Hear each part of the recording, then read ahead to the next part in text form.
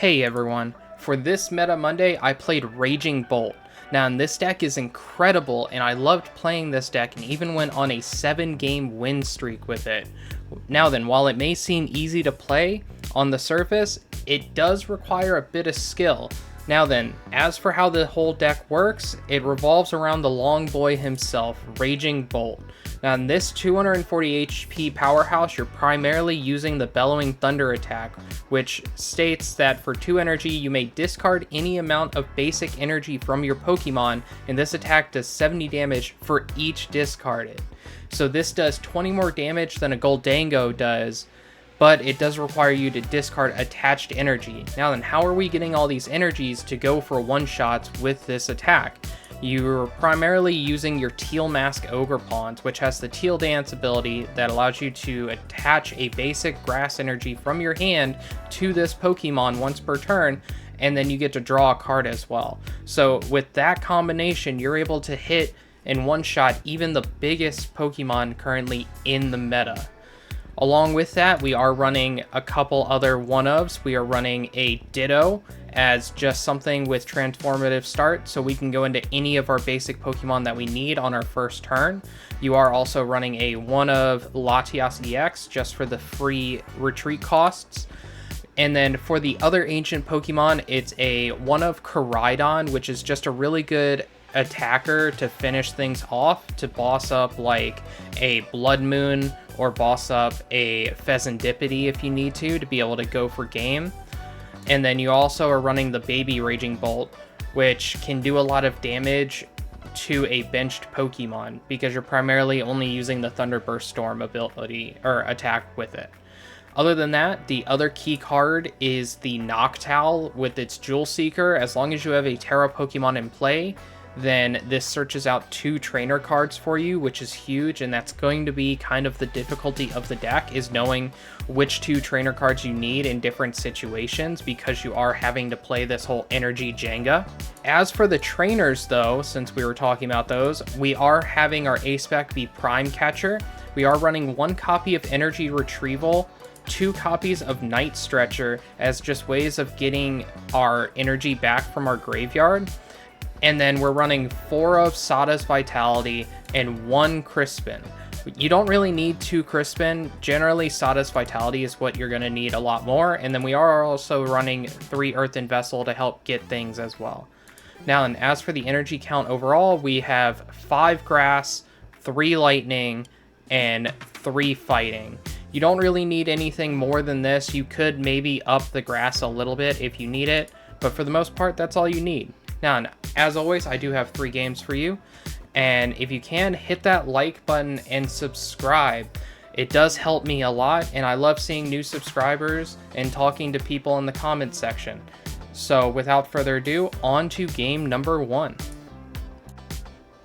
Alright, so game number 1, we see a Badoo and a Dreepy, so we know that this is going to be a Dragapult. As for our opening, it's actually pretty solid. I mean, it's kind of bad that we have the A-Spec in our hand with like no other draw. We do top deck an Iono, so at the very least we can get a new 6 cards in our hand. So we're just going to use that Earthen Vessel, get 2 Grass, and that way then we can just start drawing some more.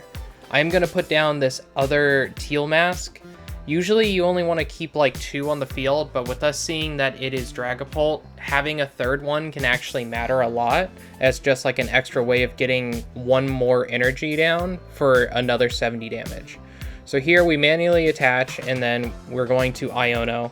We do find everything that we could need from that Iono too.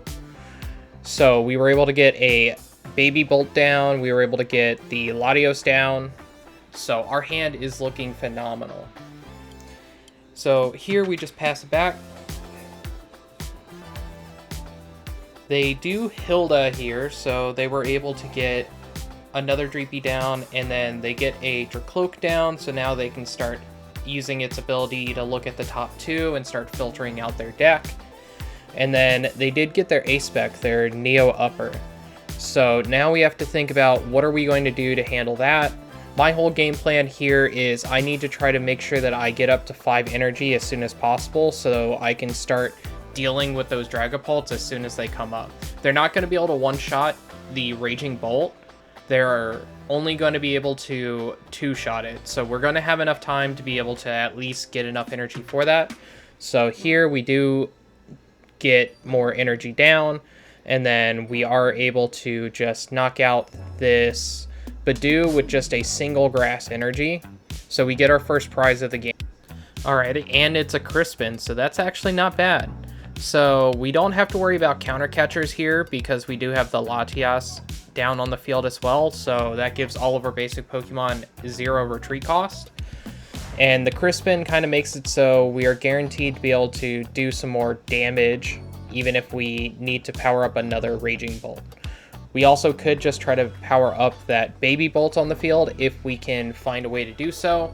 I don't think that we'd be able to have enough damage to one-shot their Dracloak, so we'd rather just hold on to the Crispin for later. Here they did get down the Fez so they can draw some more cards. They do get the Terra Orb, so now they can actually find the Dragapult, and then they had a rare candy to go straight into a Dragapult. And remember, they do have the Neo Upper from last turn, so they're going to be able to swing this turn. They do a whopping 200 damage to our Raging Bolt. And then here, if I was in their shoes, I'd do, yep, exactly, 10, 10, 10, 10, and 20. That way then all of our big basics are at 200 HP, so they can one-shot those. And then the extra damage didn't really matter. They could easily just throw it on that Baby Bolt like they did. Here, we were thinking about Crispining, but I'd rather see 3 more cards, so that's why I just used the Sadas that we top-decked. And we put the energy on the Koraidon because we can always just find a boss and be able to boss up that Fez, and we can one-shot it as long as we attacked with a ancient Pokemon the turn prior. And because Raging Bolt is an ancient Pokemon, we'll always have that extra damage from it active at all times. So here, we got down a Owl, and we're just going to get rid of a grand total of 5 energy so we can do 350 damage and knock out that Dragapult. We also get 2 prizes, so we're halfway done with our prizes already. We do know that they have another Dragapult getting ready to come up. All they have to do is find another energy to go along with it, and they'll easily be able to start swinging, and they'll take their first 2 prizes of the game. Now then, this is when a counter catcher on their side could actually be really important, because they could do something like counter catcher up our Latias and then also use the Dragapult to knock out both the Latias and the Raging Bolt here, and that would give them 4 prizes immediately, and they would be able to just have such an incredible lead at that point from there. So here they do use a Crispin, and they put down a Psychic on their Dracloak. And then they put the Fire that they searched out as well on a Dreepy in the back. They do go into the Dragapult now. So now, do they have the counter catcher? And they don't. So we actually survived there. So they're only going to be able to take 2 prizes this turn. They put 40 on our Hoothoot, and they put another 20 on our Baby Bolt. So those don't really matter too much. We do top deck into a Raging Bolt, but we also had the Nest Ball to find it. So here we are going to Ultra Ball away that Iron Leaves and the Fan Rotom because we don't need those anymore, just to find our Noctowl, which is huge. It's going to give us our Sadas plus our energy removal. And we do this in a smart way because we're trying to plan out our next turn as well. We have to use this one Owl that we have to plan out both this turn and next turn. So that's why we went with the Sadas. That way we can still get a knockout on the Dragapult this turn. And then we're also trying to make sure we have enough damage down, or enough energy down, to be able to knock out with the Koraidon next turn. We also got the Prime Catcher off of those draws too, which is huge. And here we are just putting down more energy, getting to see a couple more cards. We do put the Bolt up, and now we are going to be able to hit for that big number. So we're going to take off all of the energy off of the Ogerpons, take off the energy off of our Raging Bolt that's in the active, and take off one of the energy off of our Koraidon. This guarantees that next turn we can use our A-Spec plus the energy in our hand, and we'll be able to knock out that Fez. Even if they try to just throw something else in front of us, like throw a Dragapult and just do some damage, we'd still be able to deal with things. So here, they do go into a Dracloak on their bench. They put down a Latias as well. They do use the ability of the Dracloak, just looking. They're trying to find some extra cards to do stuff. They have a grand total of 15 cards in hand. And as for us, we have a total of 10 cards in hand. So we have big hands, both of us. So the only thing that I could really be worried about in this situation, so they do have the Rare Candy Dragapult. And only thing that I could really be worried is like if they boss up or they counter catcher up the Koraidon, but we have the Night Stretcher to get it back, and we have a Lightning Energy in hand, and we have a Crispin. I'm pretty sure that I saw at least one more energy in our deck as well that we can go and find.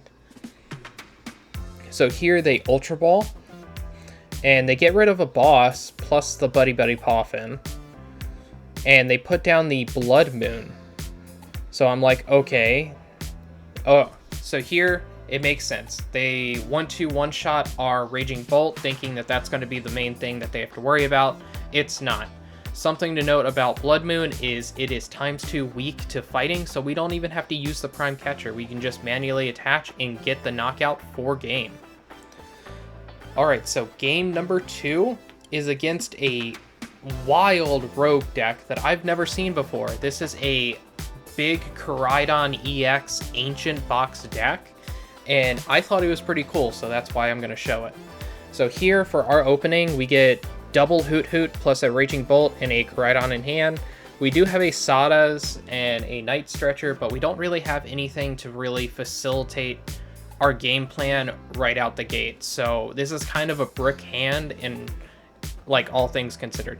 We do get a Lightning Energy. So what I'm going to do here is I'm actually going to attach to the Hoothoot, retreat it back into the Raging Bolt, because I can just get the draw 3 from Sadas and see what we get. We do get into one of our Ogerpons, and then here I regretfully have to Burst Roar. It's one of those rare situations that you actually have to use that attack in order to draw into a better and more playable hand. And that's exactly what we did. We got a Sadas that we can use next turn. We got a Nest Ball. We got double Ultra Ball and a Grass Energy. What else could we ask for? This is the perfect hand for what we need. So here they only did 120 damage. They didn't actually go back into their other Koraidon. They didn't have a switch card. So we're going to try to punish them for that. So here we are going to get down this Latias. I'm just looking through my deck. I do see that I have my A-Spec left in there. So I can actually do a really cool play here. What I'm going to do is I'm going to use this other Nest Ball. I'm going to get down another Raging Bolt. And I'm also going to use this Ultra Ball, get rid of the Iono plus the other Ultra Ball, get a Noctowl down. And this is going to allow me to search my deck. And I'm just going to grab the Crispin and the Prime Catcher. So with this combination, we're going to be able to get a knockout on that Koraidon. And because we have the Latias, we can actually retreat if we wanted to go into the weaker one. But we might as well just keep the healthy one up here, because they're not going to be able to one-shot it anymore. So here we are just going to have to get rid of all of the energy on our board, but we do take out that Koraidon EX and get our first 2 prizes of the game. And what a 2 prizes those are. It's another Sadas plus a Grass Energy, which is perfect. That's exactly what we really need. The more Grass Energy we can see, the more card draws we can go through. Here they do Crispin themselves, and they're just trying to build up another Koraidon EX in the back.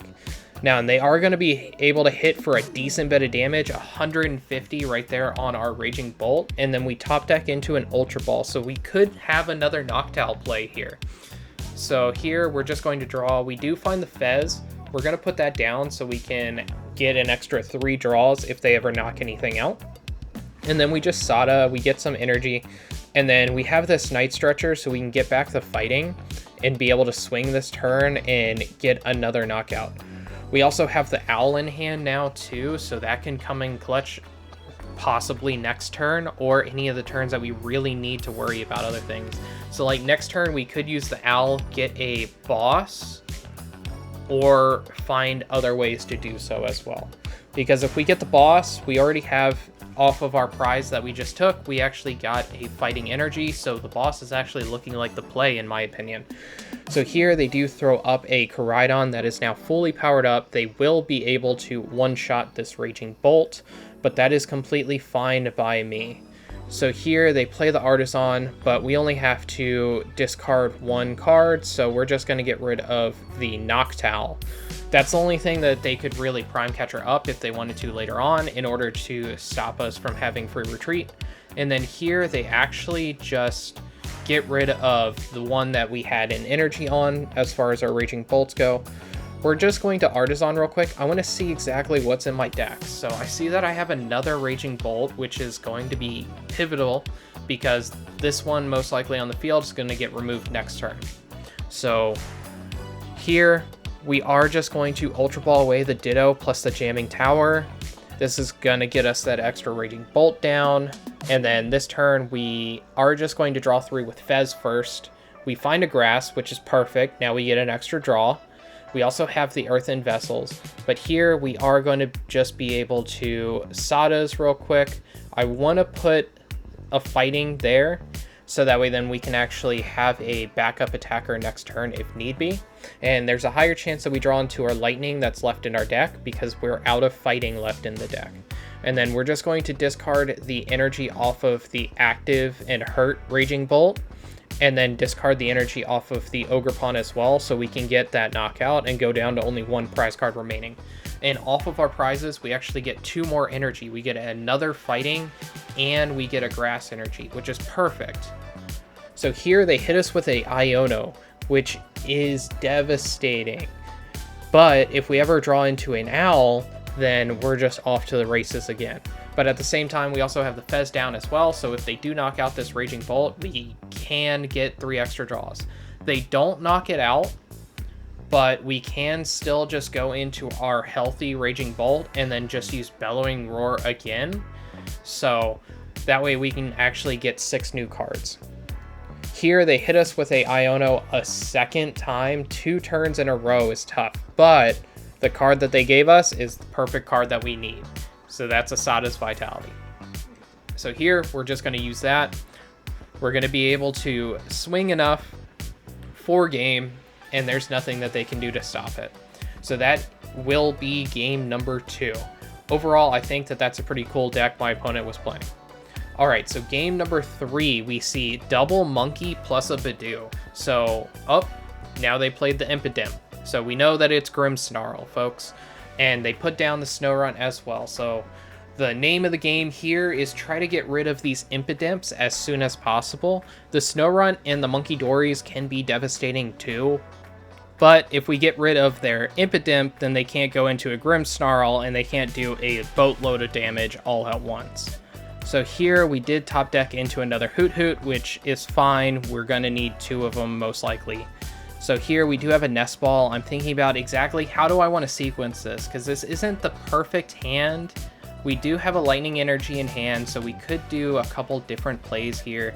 So now we're going to use the Nest Ball. We're going to look and see what all we have. I want to grab that Latias, but the Squawk is more important in this situation, because we're definitely going to need to see another new hand, and that's going to be our only way to really do it right now. So here we're just looking to see exactly what all we prized. We still see like the key cards that we need in this matchup are still there. We still see most of our energy is there as well. So here we do have an Ultra Ball. I could just use this Earthen Vessel, but at the same time, I'm just thinking there's so many different things that I could do there, but I am going to just use the Ultra Ball. This way I can at least get down the Latias here. And this is going to allow me to have free retreat later on. And then here we are going to use the Squawkabilly, see 6 new cards. We do have a Knockdown, and we did draw into an Iono too, but we're going to use our Ogerpon, draw an extra card. We see another Ogerpon, and then what we're just going to do here is we're actually just going to use the Ditto effect now, and instead of going into our big Raging Bolt, we're actually just going to go into the baby Raging Bolt instead. This way we can actually start sniping the bench next turn because we have a Noctowl in our hand as well. So here, we're just going to pass the turn. They're most likely going to hit us with the Badoo to try to Itchy Pollen us to item lock us next turn, which is pretty dangerous, but it's not really that big of a deal, all things considered, because we don't really need a lot of trainers next turn. We got the Noctowl, and that's going to be the key thing that's going to find us a supporter that we need. So here they do use Arven. They find a Pokegear in the TM Evo. So they use the Pokegear.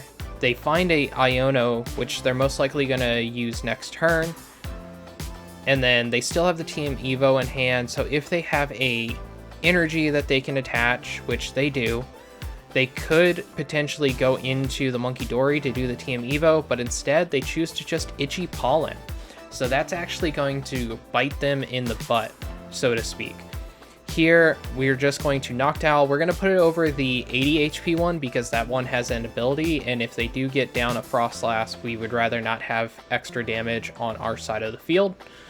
And then here with the Noctowl, we are just going to get the Sada's Vitality.